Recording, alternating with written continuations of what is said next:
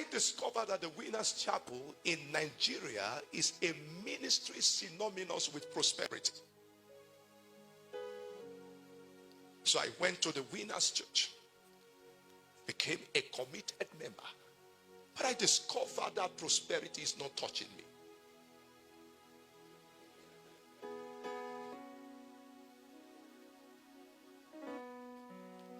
Now, I went to a city called Jos.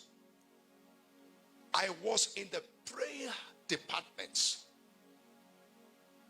So, the church is a church of over 3,000 before it was split at the headquarters church. So, that means if I get the printing work of the church, at least every week I should be printing 10,000 handbills. And they have other printables. So I became a member, committed. So when it's time to pray, I pray so that the pastors hear and pray. Now, the church was so generous, they said, okay, they will patronize me. So they gave me printing job. Every time the church give me printing job, program they are supposed to share handbills on Sunday, I will be bringing the handbills on Tuesday. Satan hindered me. So when I take it to a press, the machine will break down. Everywhere I go, hardness, hardship. So the church, they tried to bear with me to the point it was affecting the numbers, the income, because they can't do evangelism. They will give me job errors.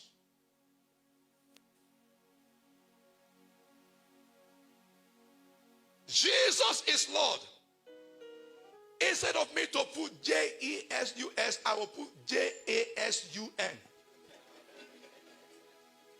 Now, we will not know we have printed and it's out. And it's a ministry of excellence. So many times they will share the handbills. Wasted. So the church, they stopped giving me job. And the next person they gave the job, he was doing it perfectly. Something was following me. Anything that will bring money, I become the vain enemy. I used prayer, it couldn't work. Not only to the church, every client that I have, I will have problem. Today, police station. Tomorrow, police station. What is this? People become tired of me. No job. I could not feed myself. I could not take care of myself and even my wife. It was so bad. The church was so generous. They now put my name in the welfare board. There's the welfare board. You go there, the blind, the lame, the destitute, the crippled. So the ministry gives them 4,000 every month. So my name was there. With so much potential. If I open my mouth, you will see words coming out of poverty. I've eaten deep to my system. I was a reproach to everyone. In the cell department, our cell leader, head of I'm owing them money, everybody. What kind of life is this? Now, do you know something? My wife became pregnant. No anything on ground, no preparation. No baby clothes, nothing. Because I wasn't getting job. My son, last time I came to Eben and came with him, he's in the university. My wife did not attend any antenatal. No money. So the pregnancy was there 6 months. So I took my wife to my pastor. He's in South Africa right now. His name is Robert Akande. I'm just coming from South Africa. He was my state pastor. before he was transferred to South Africa to be the national pastor of the Winners Chapel. Presently he's in Cape Town. So he was my pastor then. So I went to him and said, Daddy, I've come to see you. He said, Jerry, hope you have not come to ask for another money again. I said, Daddy, my wife is pregnant. He saw the big tummy. And he looked at me. He said, what do you have on ground? Nothing. Which hospital is she going? No hospital. And he tapped me. He said, Jerry, wisdom demands this is not the right time to pregnant your wife. Now, that is a counsel. Because I am a liability and you want to bring another soul to suffer here on earth.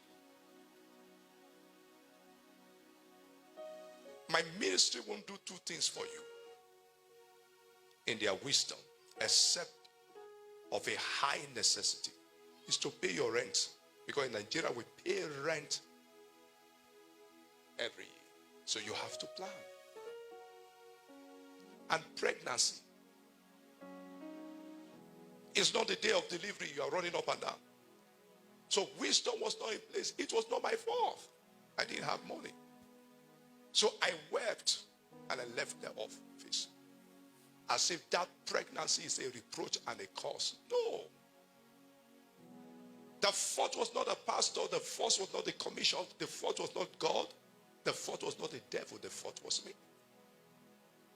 I was doing wickedly against the covenants. What was my crime? All the job I get, I don't tithe. I don't tithe 10%. I thought I was smarter. The Bible said, bring ye all tithe into the storehouse, that they may be meat in my house, and prove me not, saith the Lord, if I will not open the windows of heaven and pour you out a blessing, that there will not be enough room to receive it. And I will rebuke the devourer for your sake, that he may not destroy the fruit of your ground. Neither shall your vine cast its fruit before its time. And all nations shall call you blessed, saith the Lord of hosts. Now, this service is just for specific individuals. I was doing wickedly against that covenant. And I was flattered by the devil. Now look at what happened. The day of my wife, she was under pressure. I had nothing, no kobo. Anointed, a Christian, attend a prosperity church. No die. I am hard working. That's why in the Bible speaking in Proverbs 13:15, good understanding giveth favor. The ways of the transgressor is hard. We assess favor with good understanding.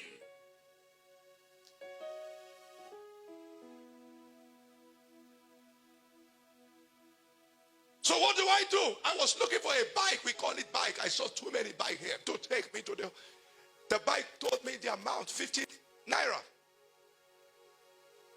So the terminus where we have hospital, private, I can't go to the government hospital. I don't have money. It's a distance of over 30 minutes. A pregnant woman at the stage of delivery, I was telling her, baby, let's do some exercise.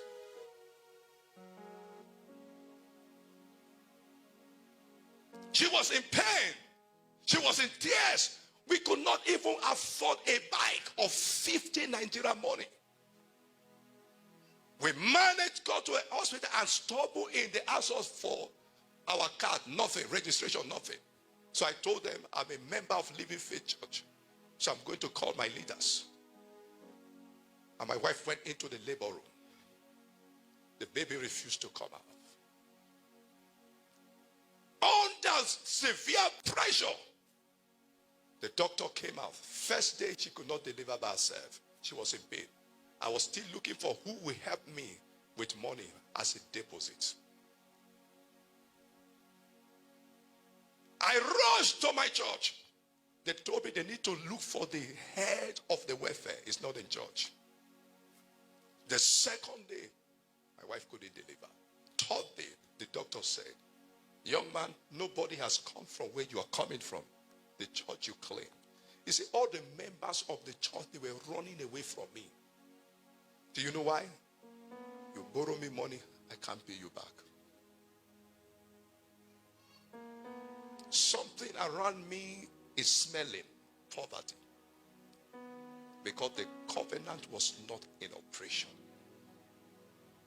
My helpers were running away from me. I was consciously and unconsciously driving my helpers away.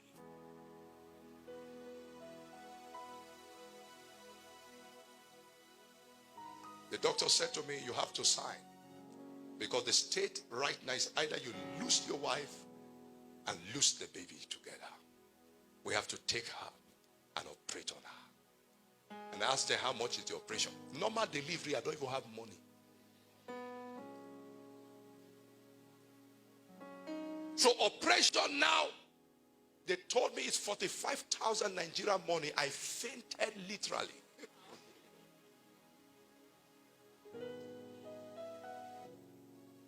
I said, my pastor will come and pay.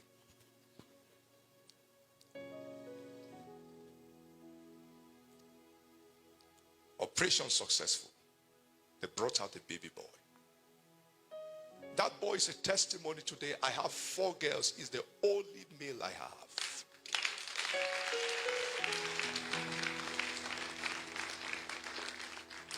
Now in Nigeria then, operation, they leave the woman in the hospital for 7 days for the wound to heal. So in that 7 days, I was to look for the money.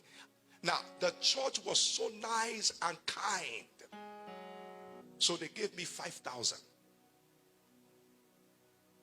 Because I was the one who impregnated her, I should be responsible. They tried. So I gave that one for that 7 days. I could not get any money. I was looking for a job. That's what we call finishing in printing. So I go to other printer, please, do you have any finishing work to give me? Nobody was giving. You see, you don't understand what covenant is. You don't break covenant by prayer. You break covenant by another covenant.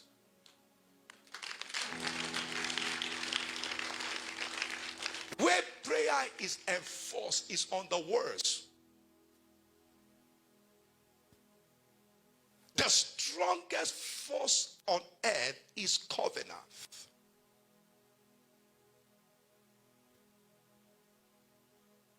Revelation 12 verse 11, and they overcame the devil by the blood of the and the words of their, that is the covenant.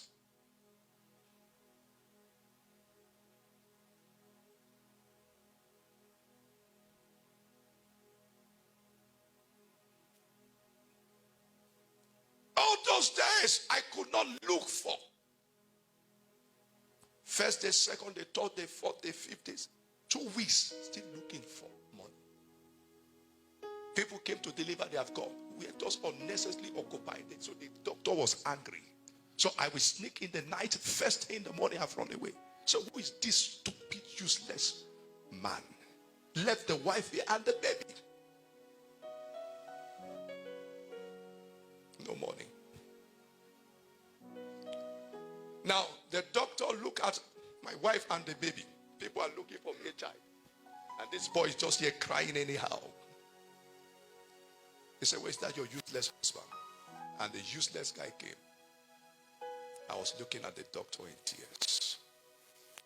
He said, "Get out of this place with your baby and your wife.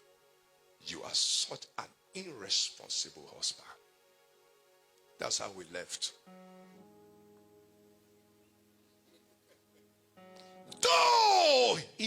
was a son, yet he learned obedience by the things that he suffered.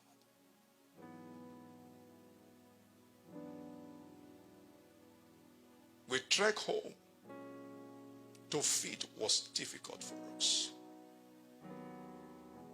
A member of the Winners Chapel. A shame and a reproach. I don't pick my calls, sir. So when you call me, I want to hear the voice. Because too many people are owing money. I learned my lesson. I was owing somebody 10,000 naira. He went to the church to report. You know, one of the things that my people I'm indebted to, the first place they go to report is the church. So the church is the place of my city of refuge. Become the place of my reproach. So whenever I see the pastor, he will not say, somebody again came to complain that you're owing money. What a shame. You know the worst thing a creditor will do or someone you're owing money is to come to your church to report. It's an insult to that institution, to that commission, that you are not well taught. The testimony of Jesus ought to be confirmed in us. We're not supposed to be wrong testimony.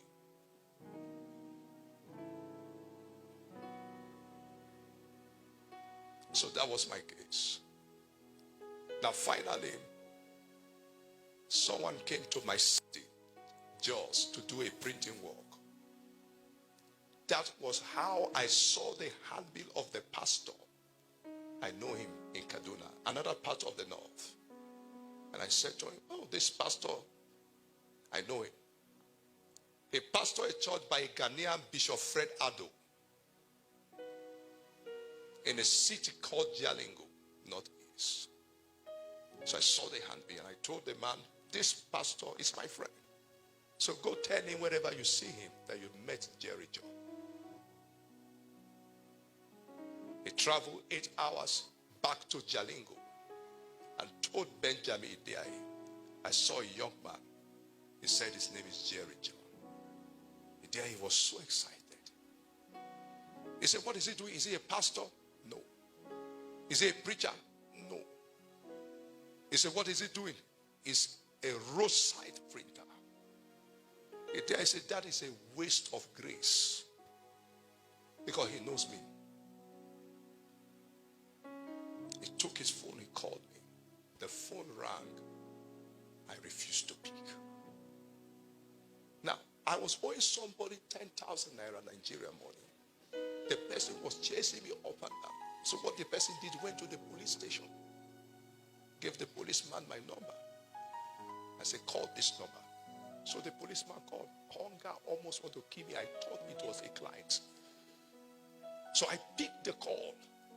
He said, I am so placed very close to the station. So I trek a distance that would take me like 45 minutes coming to collect a printing job. Only to arrive there, they brought out ID card and showed me under arrest.